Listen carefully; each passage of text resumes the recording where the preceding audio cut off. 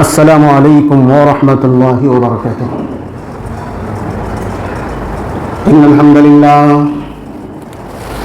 نحمده ونستعینه ونستغفره ونعوذ باللہ من شرور انفسنا ومن سیئات اعمالنا ومن يهده الله فلا مضل له ومن يضلل فلا هادي له وأشهد أن لا إله إلا الله وحده لا شريك له وأشهد أن محمدا عبده ورسوله أما بعد فإن خير الحديث كتاب الله وخير الهدي هدي محمد صلى الله عليه وسلم وشر الأمور محدثاتها وكل محدثة بدعة وكل بدعة ضلالة وكل ضلالة في النار فأعوذ بالله السميع العليم من الشيطان الرجيم بسم الله الرحمن الرحيم يا أيها الذين آمنوا اتقوا الله حق تقاته ولا تموتن إلا وأنتم مسلمون أيها الناس اتقوا ربكم الذي خلقكم من نفس واحدة وخلق منها زوجها وبث منهما رجالا كثيرا ونساء واتقوا الله الذي تساءلون به والأرحام إن الله كان عليكم رقيبا يا أيها الذين آمنوا اتقوا الله وقولوا قولا سديدا يصلح لكم أعمالكم ويغفر لكم ذنوبكم ومن يطع الله ورسوله فقد فاز فوزا عظيما وقال تعالى في موضع آخر وسارعوا إلى مغفرة من ربكم وجنة عرضها السماوات والأرض أعدت للمتقين وقال النبي صلى الله عليه وسلم من قام ليلة القدر إيمانا واحتسابا غفر له ما تقدم من ذنبه۔ محترم سامعین، حاضرین جمعہ، ہر قسم کی عظمت و کبریائی، بڑائی اور بزرگی اللہ وحدہ لا شریک خالق کائنات مالک ارض و سماء کے لیے لائق اور دیبا ہے، جس رب ذوالجلال نے ہم تمام لوگوں کو اس روئے زمین پر پیدا کیا، بعدہ بے انتہا درود و سلام نازل ہو امام الانبیاء سید المرسلین محمد عربی صلی اللہ علیہ وسلم پر، جنہوں نے ضلالت و گمراہی کے راستے سے نکال کر ہمیں صراط مستقیم کا سیدھا اور سچا راستہ بتلایا۔ اللہم صلی وسلم مبارک علیہ۔ محترم سامعین، رمضان المبارک کا دوسرا عشرہ ختم ہونے کو ہے اور آخری عشرہ ہم پر سایہ فگن ہے، جلد ہی قریب ہم سے ملاقات کرنے والا ہے۔ گزشتہ جمعہ قرآن حکیم کی ایک آیت یا ایھا الذین آمنوا اتقوا ربکم ان زلزلۃ الساعۃ شیء عظیم کے تحت قیامت کا ایک پس منظر آپ کے سامنے، میدان محشر کا ایک پس منظر آپ کے سامنے پیش کیا گیا تھا، اور دنیا کی تمام راتوں میں سب سے بہترین راتیں جسے کہا جاتا ہے وہ لیلۃ القدر کی رات ہے، یا یوں کہہ لیں رمضان المبارک کی آخری 10 راتیں ہیں، یہ سب سے افضل ہیں۔ جناب محمد رسول اللہ صلی اللہ علیہ وسلم کے بارے میں آتا ہے، ذرا غور سے سنیے گا، جناب محمد رسول اللہ صلی اللہ علیہ وسلم کے بارے میں آتا ہے کہ جب رمضان المبارک کا آخری عشرہ آتا تھا تو آپ خود جاگتے تھے، اپنے کمر کو کس لیتے تھے اور اپنے اہل و عیال کو جگاتے تھے، جس میں اللہ رب العالمین کی عبادت کیا کرتے تھے۔ اللہ کے نبی صلی اللہ علیہ وسلم تیاری کرتے تھے جاگنے کے لیے، اپنے گھر والوں کو تیار کرتے تھے۔ آج ہمارا نوجوان کیا اس بات سے خوش ہے؟ ذرا غور سے سنیے گا، کیا اس بات سے خوش ہے کہ رمضان المبارک کا آخری عشرہ ہم پر سایہ فگن ہونے والا ہے؟ اسی آخری عشرے میں ایک رات ہے جسے لیلۃ القدر کے نام سے جانا جاتا ہے، یہی وہ آخری رات ہے جس کی عبادت 1000 مہینوں سے بہتر ہے۔ تو کیا ہمارے لیے یہ موقع غنیمت کا نہیں ہے؟ کیا ہمارے لیے یہ موقع ہمارے لیے موقع غنیمت کا نہیں ہے کہ ہم اس کے اندر اللہ رب العالمین کی زیادہ سے زیادہ عبادتیں کر لیں، وہ عبادتیں کر لیں جو عبادتیں ہمیں میدان محشر کی سختیوں سے، میدان محشر کی ہولناکیوں سے نجات دلا سکیں۔ کیا اس بات کی خوشی ہے یا اس بات کی خوشی ہمیں ہے کہ اب تو شب قدر آئے گی اور 21ویں میں کون بریانی پکائے گا اور 23ویں میں کون پکائے گا، روڈوں پر چلیں گے اور بریانی کھائیں گے۔ دنیا میں کھانے پینے کے لیے، آیت و عشرت کے لیے ہمارے جوش اور جذبات ابھرتے ہیں، یا ہمارے جوش اور جذبات اس لیے ابھرتے ہیں کہ ہم اس میں اللہ رب العالمین کی زیادہ سے زیادہ عبادت کریں گے، دعائیں پڑھیں گے۔ ارے کچھ نہیں پتا ہے تو اتنی دعا تو یاد کر لیں، اللہم انک عفو تحب العفو فاعف عنی۔ نہیں پتا ہے، نماز نہیں پڑھ سکتے، نماز نہیں پڑھ سکتے، قرآن کی تلاوت نہیں کر سکتے، اللہ سے یہ دعا کر سکتے ہیں، اے اللہ تو معاف کرنے والا ہے، معافی کو پسند کرتا ہے، اے اللہ تو مجھے معاف کر دے۔ پوری رات پڑھتے رہیں، خود جاگیں، گھر والوں کو جگائیں، اہل عیال کو جگائیں اور یاد کریں میدان محشر کی اس سختی کو جس کے بارے میں حضرت عائشہ رضی اللہ تعالیٰ عنہ سے روایت ہے، جناب محمد رسول اللہ صلی اللہ علیہ وسلم نے فرمایا، تحشر الناس یوم القیامہ حفاة عراة غرلا۔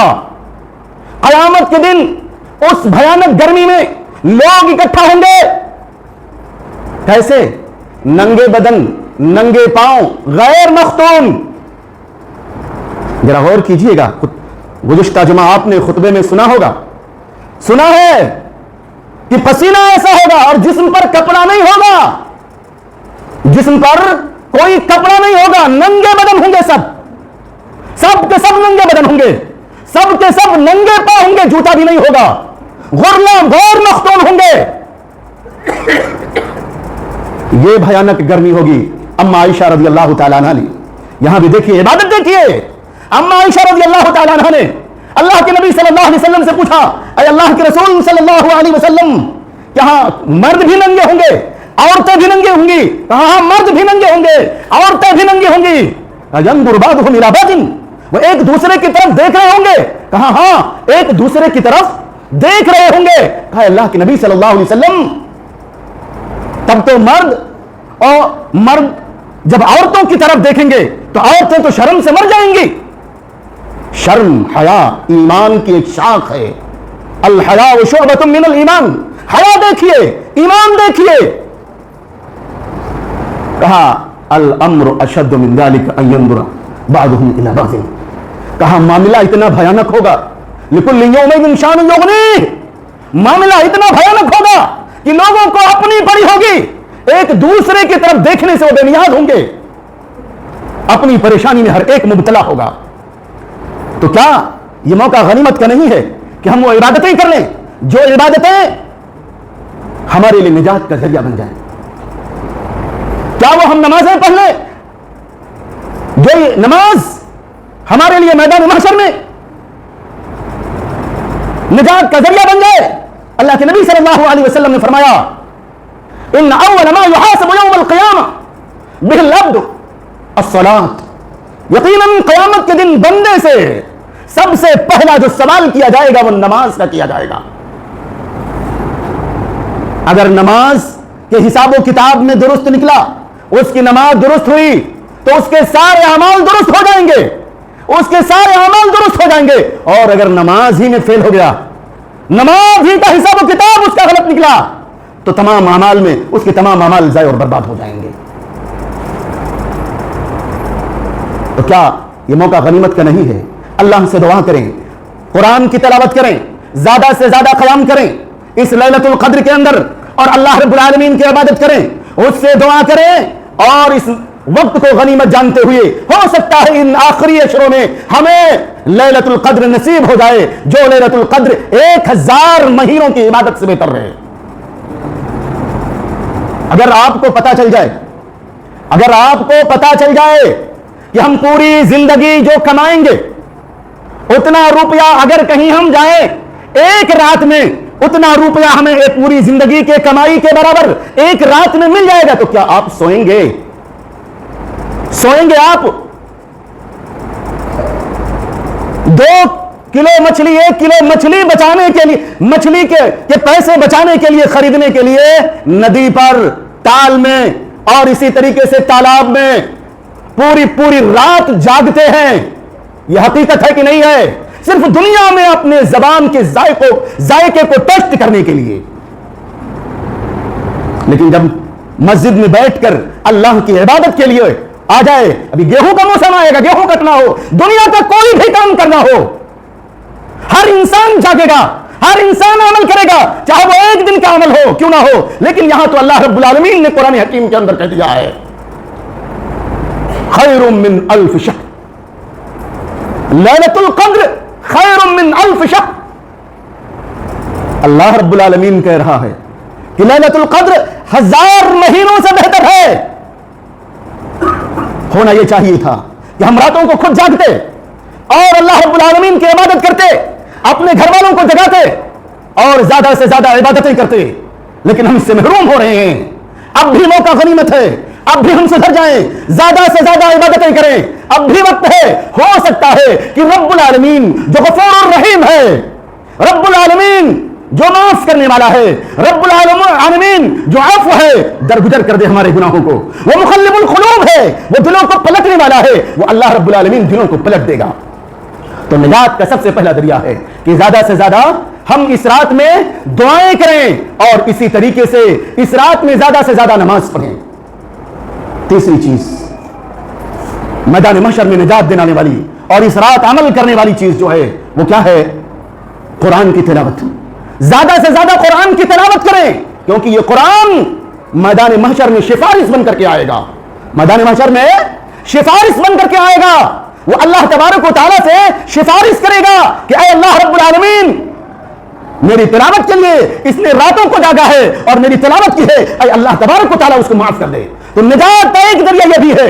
اور اسی طریقے سے اللہ کے نبی صلی اللہ علیہ وسلم نے یہ بھی فرمایا ہے، اللہ کے نبی صلی اللہ علیہ وسلم نے یہ بھی فرمایا ہے کہ قرآن کا پڑھنے والا، قرآن کا ماہر اور اسی طریقے سے وہ آدمی جو قرآن کو پڑھتا ہے لیکن اٹک کر پڑھتا ہے. قرآن کو پڑھتا ہے، اٹک کر پڑھتا ہے. قرآن کا پڑھنا اس پر دشوار ہو رہا ہے، یعنی صحیح ڈھنگ سے قرآن پڑھ نہیں پا رہا ہے. وہ قیامت کے دن باعزت بزرگ فرشتوں کے ساتھ ہوگا. کتنا اونچا مقام ہے ہمارے لیے. تو ہمیں چاہیے کہ اس رات زیادہ سے زیادہ اللہ رب العالمین کی عبادت کریں. اس کے علاوہ بہت سے وہ اعمال ہیں جو ہم کو میدان محشر کی سختیوں سے نجات دلانے والے ہیں. اللہ کے نبی صلی اللہ علیہ وسلم نے فرمایا من تزم غیظا وهو قادر على ان ينفضه، کہ کوئی آدمی غصے کو پی جائے. غصہ ہے، ہمیں غصہ بھی بہت آتا ہے.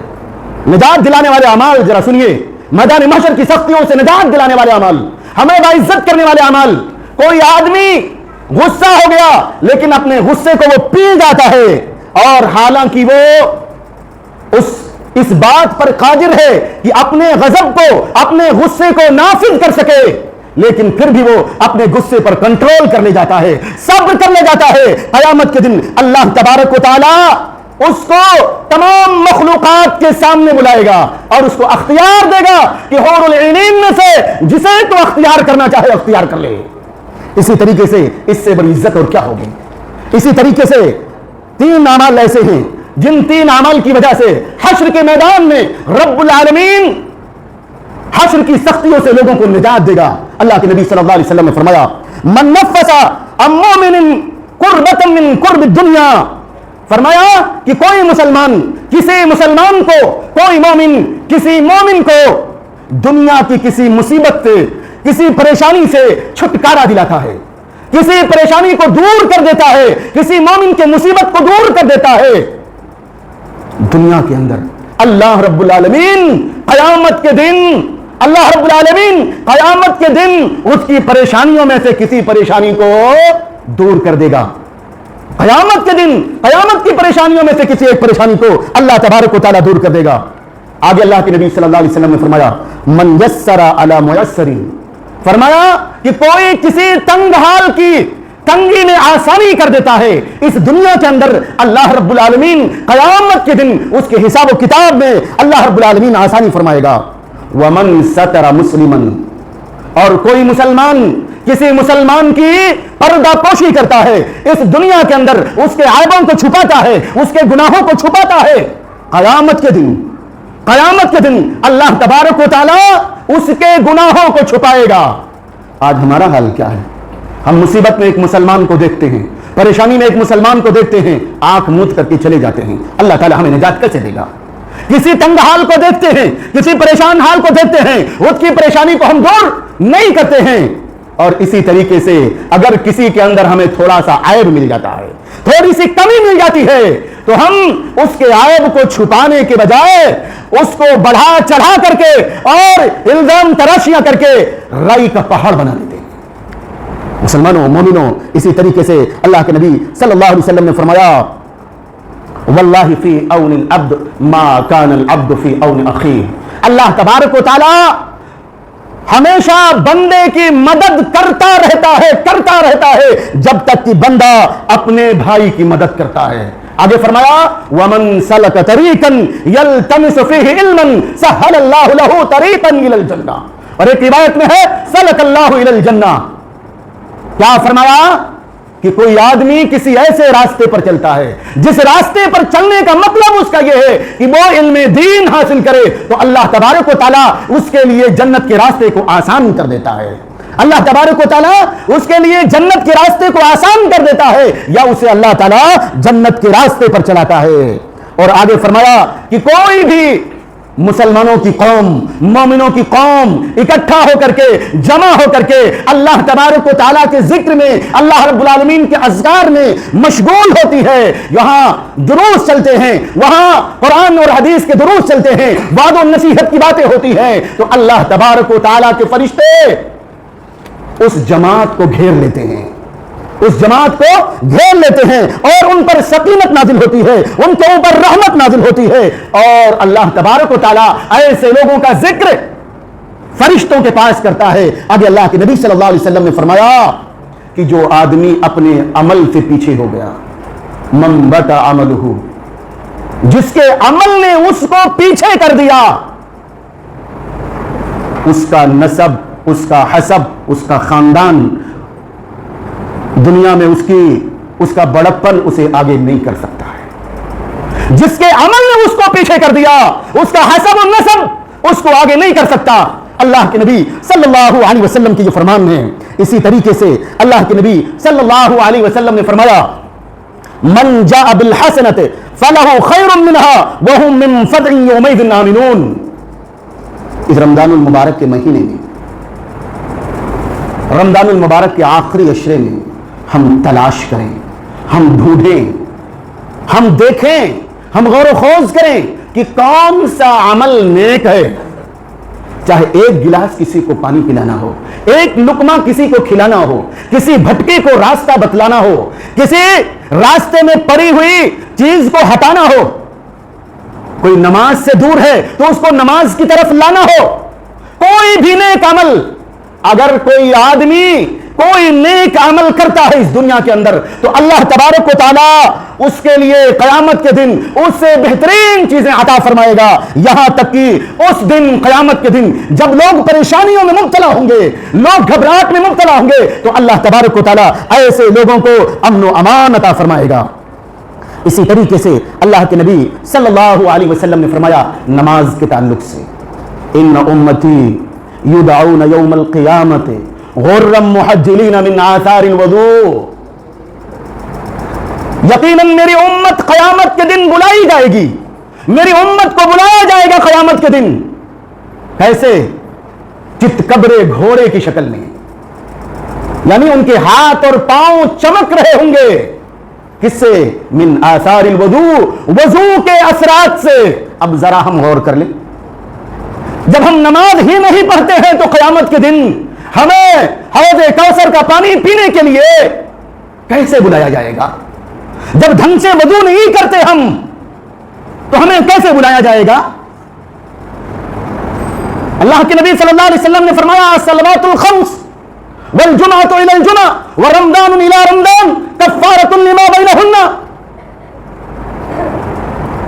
5 وقتہ نمازیں جمعہ سے جمعہ رمضان سے رمضان، ان کے درمیان جو صغیرہ گناہ ہوتے ہیں یہ نیک اعمال اس کو معاف کر دیتے ہیں، یہ نیک اعمال ان تمام گناہوں کو مٹا دیتے ہیں، مگر ہم ان تمام چیزوں سے بہت کوسوں دور ہیں.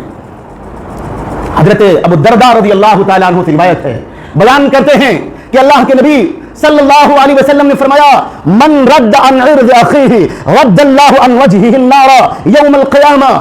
فرمایا کہ کوئی مسلمان کسی مسلمان کی بے عزتی ہو رہی ہے، کسی مسلمان کی عزت کی حفاظت کرتا ہے، کسی مسلمان کی عزت کی حفاظت کرتا ہے، اس دنیا کے اندر اس کی بے عزتی نہیں ہونے دیتا ہے، اس کی عزت کی حفاظت کرتا ہے، تو قیامت کے دن اللہ تبارک و تعالی اس کے چہرے کو جہنم کے عذاب سے بچائے گا، جہنم کے عذاب سے دور کر دے گا.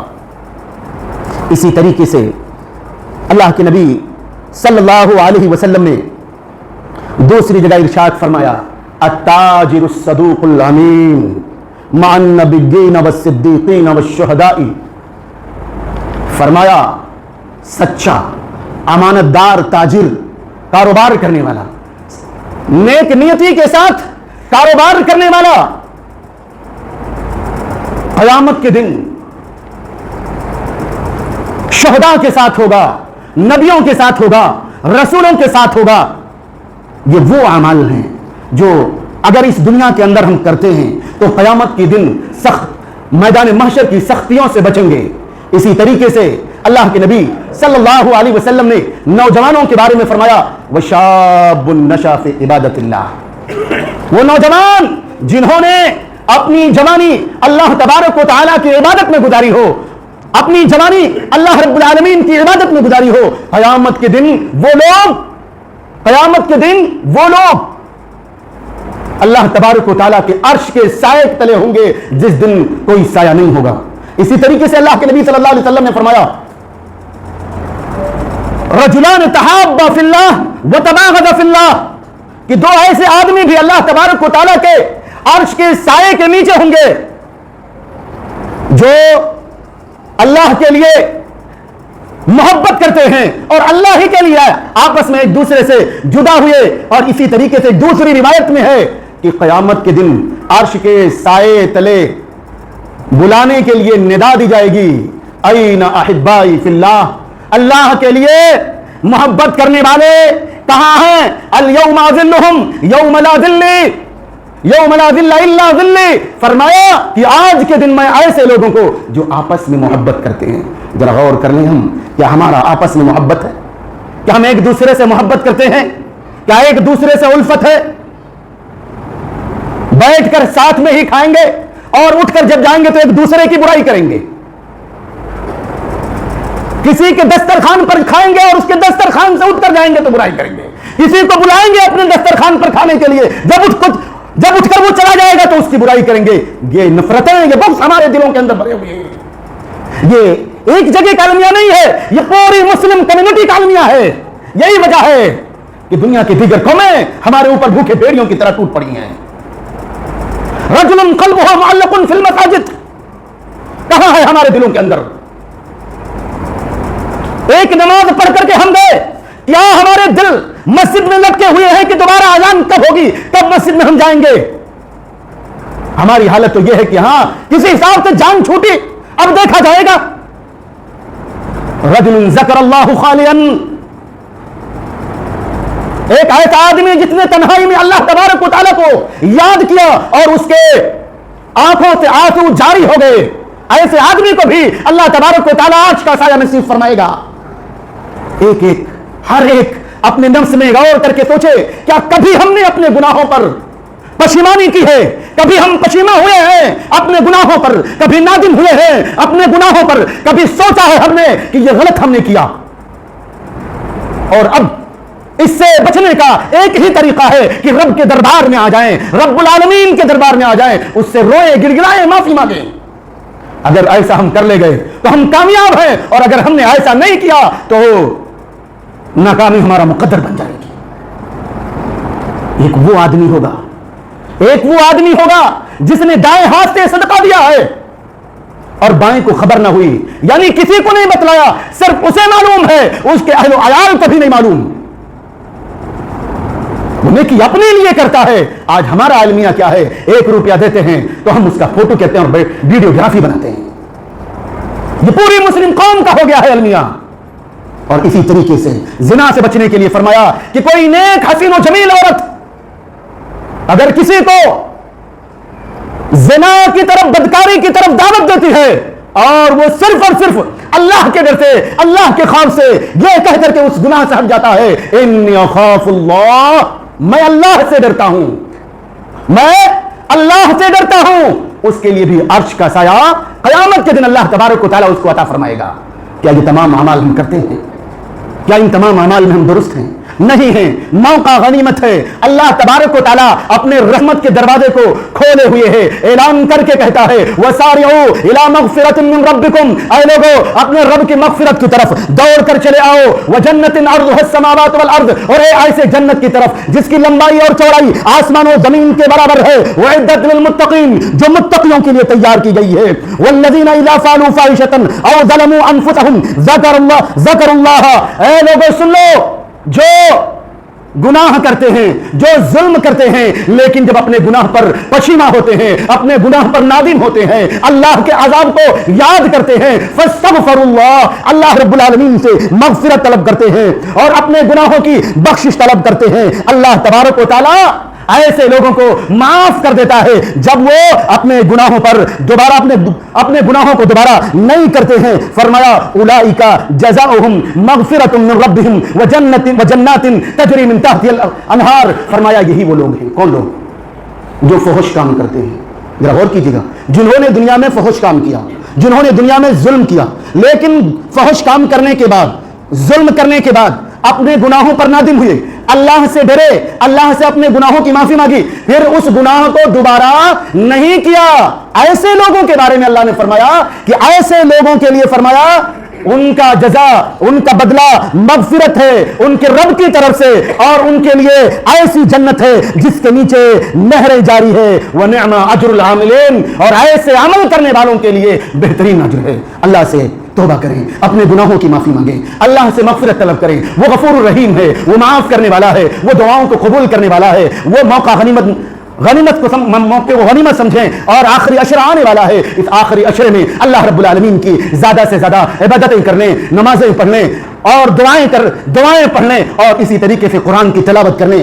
اللہ کے لیے جاگیں، کھاؤ کھلاؤ، اس میں بھی نیکی ہے، اطعموا الطعام، فرمایا گیا، اللہ کے نبی نے فرمایا کہ اللہ کے نبی سے پوچھا گیا ای الاسلام خیر، کون سا اسلام بہتر ہے؟ فرمایا اطعموا الطعام، کھانا کھلانا یہ بہتر اسلام ہے، کھلاؤ کھاؤ، لیکن اس کو اپنا مقصد نہ بنا لو، اس کو اپنا مقصد نہ بنا لو، وہی ہمارا مقصد نہ ہو جائے، مقصد ہمارا عبادت کرنا ہو، مقصد ہمارا اللہ رب العالمین کے لیے جاگنا ہو، اللہ سے اپنے گناہوں کی بخشش طلب کرنی ہو۔ اللہ تبارک و تعالیٰ سے دعا ہے اللہ رب العالمین ہمیں کتاب و سنت پر چلائے، اللہ رب العالمین ہمارے گناہوں کو معاف فرما دے، اے اللہ تبارک و تعالیٰ ہمیں نیک عمل کرنے کی توفیق عطا فرما، آمین، واخر دعوانا ان الحمد للہ رب العالمین۔